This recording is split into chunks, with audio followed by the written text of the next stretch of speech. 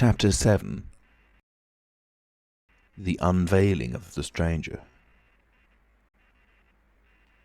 The stranger went into the little parlour of the Coach and Horses about 5:30 in the morning, and there he remained until near midday, the blinds down, the door shut, and none, after Hall's repulse, venturing near him.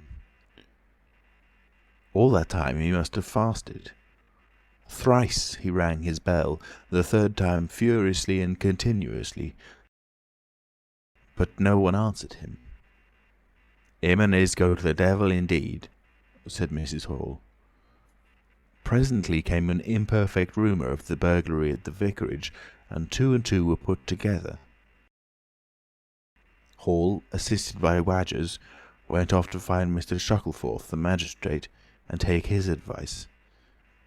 No one ventured upstairs. How the stranger occupied himself is unknown. Now and then he would stride violently up and down, and twice came an outburst of curses, a tearing of paper, and a violent smashing of bottles. The little group of scared but curious people increased. Mrs. Huxter came over. Some gay young fellows resplendent in black ready-made jackets and piqué paper ties, for it was Whit Monday, joined the group with confused interrogations. Young Archie Harker distinguished himself by going up the yard and trying to peep under the window blinds. He could see nothing, but gave reason for supposing that he did, and others of the Iping youth presently joined him. It was the finest of all possible Whit Mondays, and down the village street stood a row of nearly a dozen booths, a shooting gallery, and on the grass by the forge were 3 yellow and chocolate wagons, and some picturesque strangers of both sexes putting up a coconut shy. The gentlemen wore blue jerseys, the ladies white aprons, and quite fashionable hats with heavy plumes. Wodger, of the Purple Fawn, and Mr. Jaggers the cobbler, who also sold old second-hand ordinary bicycles, were stretching a string of Union Jacks and Royal Ensigns, which had originally celebrated the first Victorian Jubilee, across the road.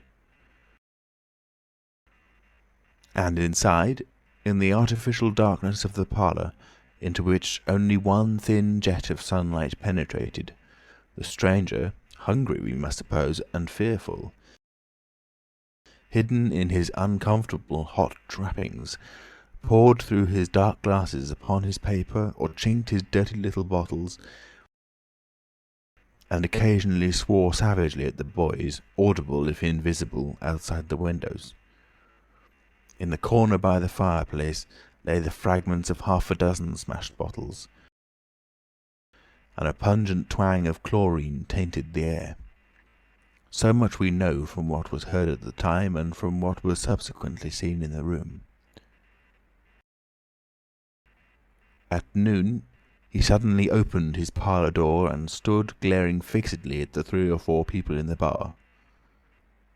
"Mrs. Hall," he said. Somebody went sheepishly and called for Mrs. Hall. Mrs. Hall appeared after an interval, a little short of breath, but all the fiercer for that. Hall was still out. She had deliberated over this scene, and she came holding a little tray with an unsettled bill upon it. "Is it your bill you're wanting, sir?" she said. "Why wasn't my breakfast laid? Why haven't you prepared my meals and answered my bell? Do you think I live without eating?" "Why isn't my bill paid?" said Mrs. Hall. "That's what I want to know. I told you 3 days ago I was awaiting a remittance." "I told you 3 days ago I wasn't going to await no remittances. You can't grumble if your breakfast waits a bit if my bill's been waiting these 5 days, can you?" The stranger swore, briefly but vividly. "Nar, nar," from the bar. "And I'd thank you kindly, sir, if you'd keep your swearing to yourself, sir," said Mrs. Hall. The stranger stood looking more like an angry diving helmet than ever. It was universally felt in the bar that Mrs. Hall had the better of him. His next words showed as much. "Look here, my good woman," he began. "Don't good woman me," said Mrs. Hall. "I've told you my remittance hasn't come." "Remittance indeed," said Mrs. Hall. "Still, I dare say in my pocket. You told me 3 days ago that you hadn't anything but a sovereign's worth of silver upon you." "Well, I've found some more." "Hullo," from the bar. "I wonder where you found it," said Mrs. Hall. That seemed to annoy the stranger very much. He stamped his foot. "What do you mean?" he said. "That I wonder where you found it," said Mrs. Hall.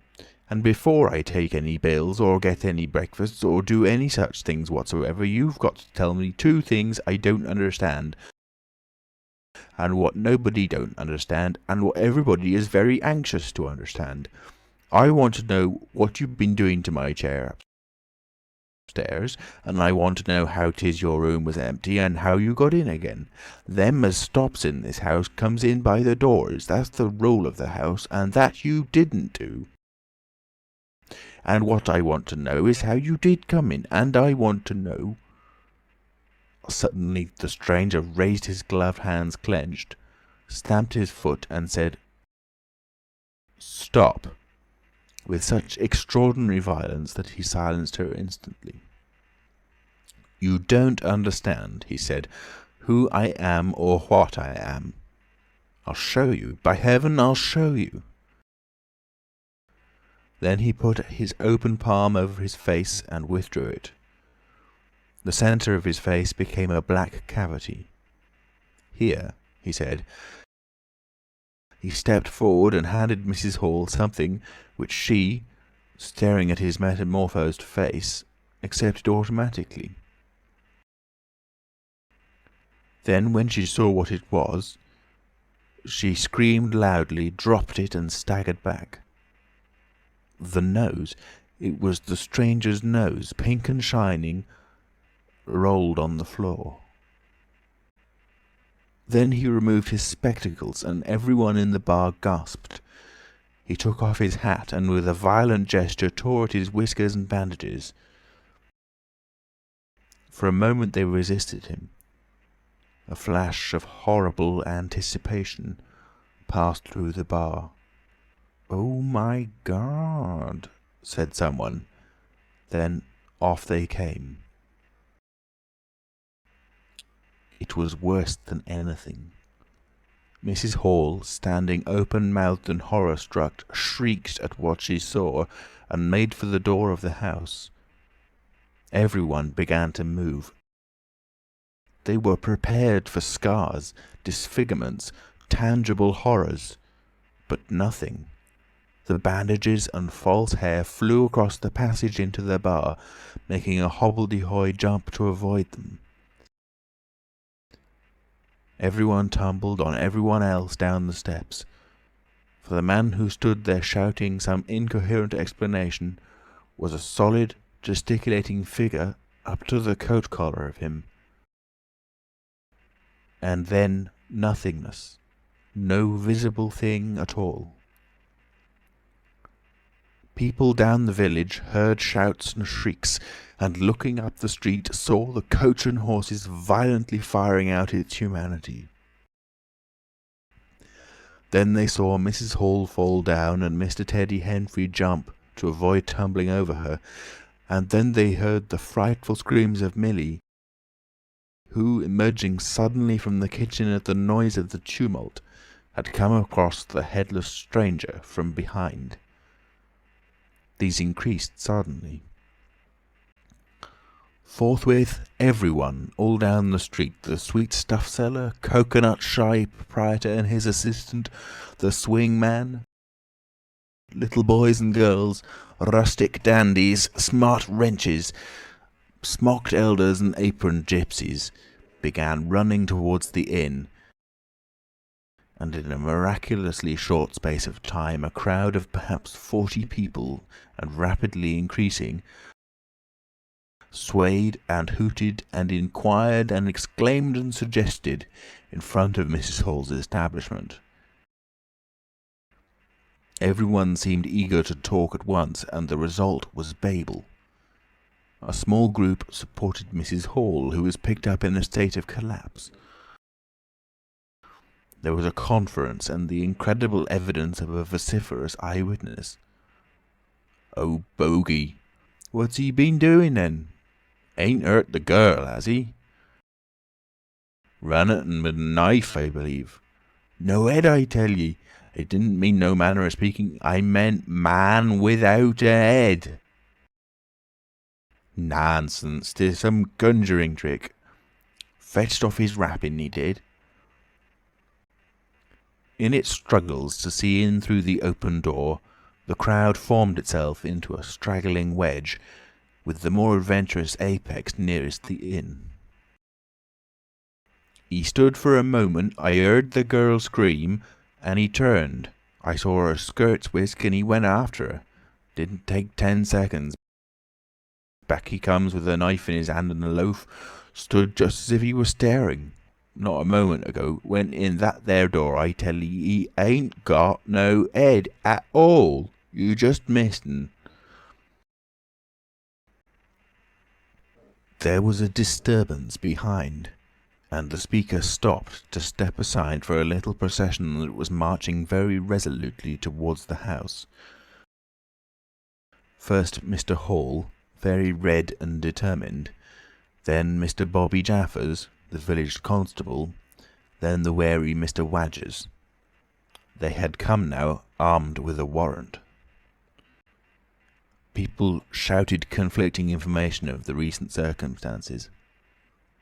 "Ed or no Ed," said Jaffers, "I got arrestin', and restin' I will." Mr. Hall marched up the steps, marched straight to the door of the parlour and flung it open. "Constable," he said, "do your duty." Jaffers marched in. Hall next, Wadgers last. They saw in the dim light the headless figure facing them, with a gnawed crust of bread in one gloved hand and a chunk of cheese in the other. "That's him," said Hall. "What the devil's this?" came in a tone of angry expostulation from above the collar of the figure. "You're a damned rum customer, mister," said Mr. Jaffers. "But Ed or no Ed, the warrant says body, and duty's duty." "Keep off," said the figure, starting back. Abruptly he whipped down the bread and cheese, and Mr. Hall just grasped the knife on the table in time to save it. Off came the stranger's left glove, and was slapped in Jaffers' face. In another moment, Jaffers, cutting short some statement concerning a warrant, had gripped him by the handless wrist and caught his invisible throat. He got a sounding kick on the shin that made him shout, but kept his grip. Hall sent the knife sliding along the table to Wadgers, who acted as goalkeeper for the offensive, so to speak, and then stepped forward as Jaffers and the stranger swayed and staggered towards him, clutching and hitting in. A chair stood in the way and went aside with a crash as they came down together. "Get the feet," said Jaffers between his teeth. Mr. Hall, endeavouring to act on instructions, received a sounding kick in the ribs that disposed of him for a moment, and Mr. Wadgers, seeing the decapitated stranger had rolled over and got the upper side of Jaffers, retreated towards the door, knife in hand, and so collided with Mr. Huxter and the Sidderbridge carter coming to the rescue of law and order. At the same moment, down came 3 or 4 bottles from the chiffonnier, and shot a web of pungency into the air of the room. "I'll surrender," cried the stranger, though he had Jaffers down, and in another moment he stood up panting. A strange figure, headless and handless, for he had pulled off his right glove now as well as his left. "It's no good," he said, as if sobbing for breath. It was the strangest thing in the world to hear that voice coming as if out of empty space. But the Sussex peasants are perhaps the most matter-of-fact people under the sun. Jaffers got up also and produced a pair of handcuffs. Then he stared. "I say," said Jaffers, brought up short by a dim realization of the incongruity of the whole business. "Darn it, can't use 'em as I can see." The stranger ran his arm down his waistcoat, and as if by a miracle the buttons to which his empty sleeve pointed became undone. Then he said something about his shin and stooped down. He seemed to be fumbling with his shoes and socks. "Why," said Huxter suddenly, "that's not a man at all. It's just empty clothes. Look, you can see down his collar and the linings of his clothes. I could put my arm." He extended his hand. It seemed to meet something in mid-air, and he drew it back with a sharp exclamation. "I wish you'd keep your fingers out of my eye," said the aerial voice in a tone of savage expostulation. "The fact is, I am all here, head, hands, legs, and all the rest, but it happens I'm invisible. It's a confounded nuisance, but I am. There's no reason why I should be poked to pieces by every stupid bumpkin in Iping, is it?"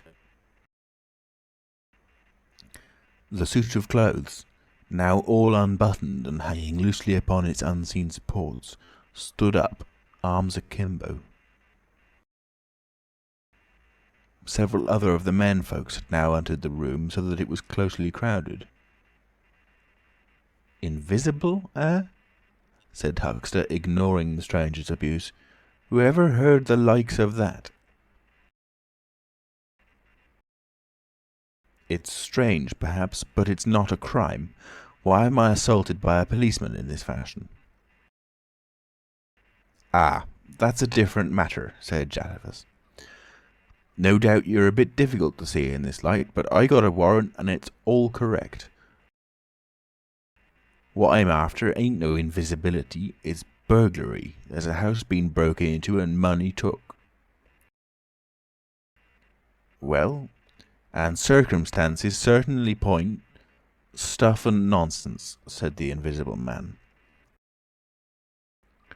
"I hope so, sir, but I've got my instructions." "Well," said the stranger, I'll come, but no handcuffs." "It's the regular thing," said Jaffers. "No handcuffs," stipulated the stranger. "Pardon me," said Jaffers. Abruptly the figure sat down, and before anyone could realise what was being done, the slippers, socks, and trousers had been kicked off under the table. Then he sprang up again and flung off his coat. "Here, stop that," said Jaffers, suddenly realising what was happening. He gripped at the waistcoat. It struggled, and the shirt slipped out of it and left it limply and empty in his hand. "Hold him," said Jaffers loudly. "Once he gets the things off—" "Hold him," cried everyone, and there was a rush at the fluttering white shirt, which was now all that was visible of the stranger. The shirt sleeve planted a shrewd blow in Hall's face that stopped his open-armed advance and sent him backward into old Toothsome the sexton. And in another moment the garment was lifted up, became convulsed and vacantly flapping about the arms, even as a shirt that is being thrust over a man's head. Jaffers clutched at it and only helped to pull it off. He was struck in the mouth out of the air and incontinently threw his truncheon and smote Teddy Henfrey savagely upon the crown of his head. "Look out!" said everybody, fencing at random and hitting at nothing. "Hold him! Shut the door! Don't let him loose!" "I got something. Here he is." A perfect babel of noises they made. Everybody, it seemed, was being hit all at once, and Sandy Wadgers, knowing as ever, and his wits sharpened by a frightful blow in the nose, reopened the door and led the rout. The others, following incontinently, were jammed for a moment in the corner by the doorway. The hitting continued. Phipps, the Unitarian, had a front tooth broken, and Henfrey was injured in the cartilage of his ear. Jaffers was struck under the jaw, and turning, caught at something that intervened between him and Huckster in the melee and prevented their coming together.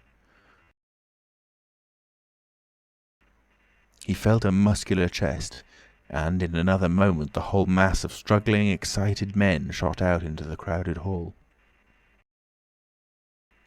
"I got him!" shouted Jaffers, choking and reeling through them all, and wrestling with purple face and swelling veins against his unseen enemy. Men staggered right and left as the extraordinary conflict swayed swiftly towards the house door and went spinning down the half-dozen steps of the inn. Jaffers cried in a strangled voice, holding tight nevertheless and making play with his knee, spun around and fell heavily undermost with his head on the gravel. Only then did his fingers relax. There were excited cries of "Hold him!" "Invisible!" and so forth, and a young fellow, a stranger in the place whose name did not come to light, rushed in at once, caught something, missed his hold, and fell over the constable's prostrate body. Halfway across the road a woman screamed as something pushed by her.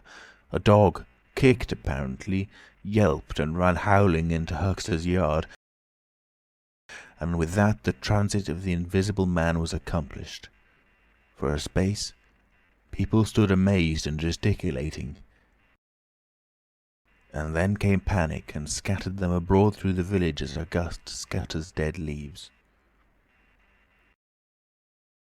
But Jaffers lay quite still, face upward and knees bent, at the foot of the steps of the inn.